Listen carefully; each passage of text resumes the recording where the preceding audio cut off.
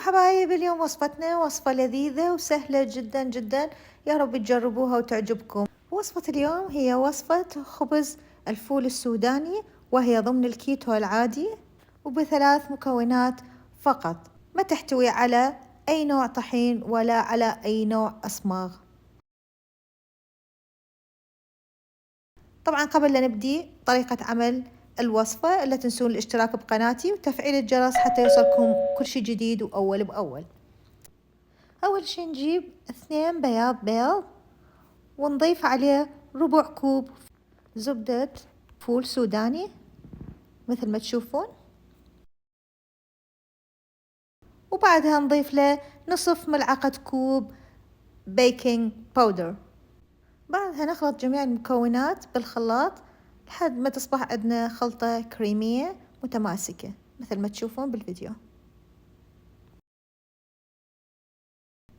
تصير بهذا الشكل، وبعدها نجيب قالب خاص للشوي وندهنه بزبد أو زيت زيتون حسب ما أنتو تحبون، ونضيف له الخلطة، وبعدها نزينه بالسمسم والحبة السوداء. طبعا السمسم والحبة السوداء اختيارية حسب الرغبة. ثم نغطيها بفويل